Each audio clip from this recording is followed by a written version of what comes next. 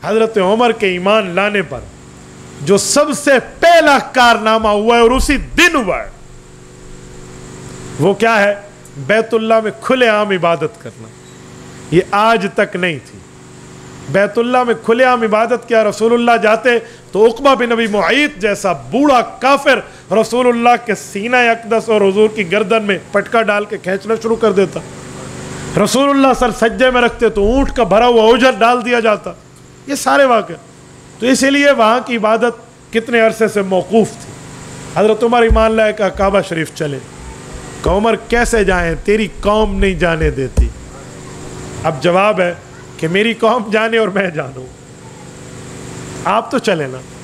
آپ ایمان سے بتائیں مجھے جب صحابہ کرام پہلی مرتبہ یوں کھلے عام حضرت عمر کی قیادت میں کعبۃ اللہ میں عبادت کے لیے رسول اللہ کی قیادت میں جا رہے ہوں گے, آگے حضرت عمر ہوں گے اور حضور پاک کی قیادت میں صحابہ کھلے عام عبادت کے لیے جا رہے ہوں گے, وہ عید سے کم منظر ہوگا.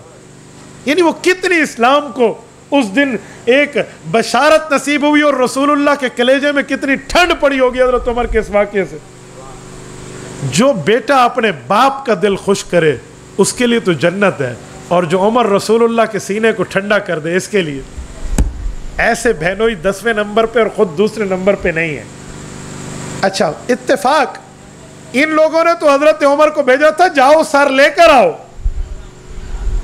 اور حضرت عمر تلوار لے کر آگے چل رہے ہیں اور یہ سمجھ رہے ہیں سارا آ رہا ہے, اور حضرت عمر بڑے ہنس ہنس کے ان کو کہتے ہیں آؤ یہ جو دشمن ابو جہل اینڈ کمپنی سمیت ٹھہرے ہیں, بھائی اگر تمہیں چاہتے ہیں نا کہ تمہاری بیویاں کہیں ہمارا بھی کوئی شوہر ہوتا تھا اور تمہاری اولادیں کہیں ہمارا بھی کوئی ابو ہوتا تھا, آؤ ذرا عمر کی تلوار تمہارا انتظار کر رہی ہے.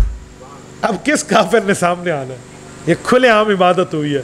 اس کو میں دوسرے لفظوں میں کہوں بیت اللہ کی عبادت کے لیے فاتح شخصیت عمر فاروق ہے, اور ایسی فتح ہے کہ اس پر کسی کافر کا خون نہیں بہا, ایک قطرہ بھی نہیں گرا, اور حضرت عمر کے رعب اور دبدبے نے بیت اللہ شریف کو عبادت کے لیے فتح کر لی. حضرت آدم علیہ السلام سے لے کر قیامت تک جتنے انبیاء کرام کی امتیں ہیں ان تمام امتوں کو 2 قبلے ملے ہیں, یا تو بیت المقدس ملا ہے یا بیت اللہ ملا. بیت اللہ ہماری خصوصیت ہے امت محمدیہ کی, اور بیت المقدس بھی کچھ عرصہ ہمارا قبلہ رہا, پھر بیت اللہ ہوا, اور پچھلے انبیاء کو تو بیت المقدس ہی ملا. بیت المقدس بھی فتح عمر فاروق سے ہوا ہے, بیت اللہ بھی فتح عمر فاروق سے. یہ 2 ہی قبلے ہوں کلمہ طیبہ کے ماننے والوں کے, حضرت آدم تا قیامت, اور ان دونوں قبلوں کو فتح کر کے اسلام کی جھولی میں ڈالنا یہ عمر فاروق کا کرنا ہوا.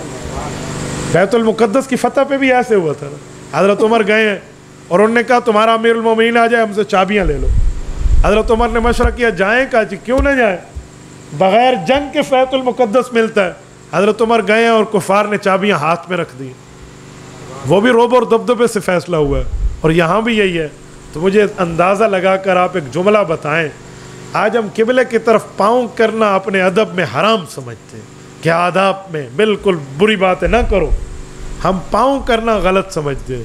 جس نے ان قبلوں کو آزاد کر کے اسلام کی جھولی میں ڈالا ہے اس کا مقام کتنا ہوگا. حدیث پاک ہے جامع ترمذی جلد 2 میں اللہ کے رسول نے فرمایا من سنہ سنتن فی الاسلام حسنتن فلہ اجرہا واجر من عمل بہا من بعد.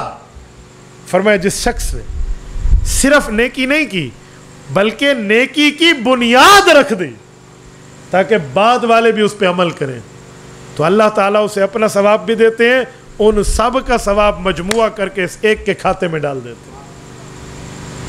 عمر فاروق وہ شخص ہے ان قبلوں پر قیامت تک جو بندہ عبادت یہاں کر رہا ہے اس کو اس کا ثواب تو ملے گا, لیکن اس کا مجموعتاً ثواب عمر فاروق کے نامہ اعمال میں جاتا رہے گا. یاد رکھیں, اسی لیے کہا جاتا ہے کہ اسلام کی بنیاد پیغمبر کے صحابہ ہیں اور خلفائے راشدین اس بنیاد کی سنگ بنیاد. یہ پہلے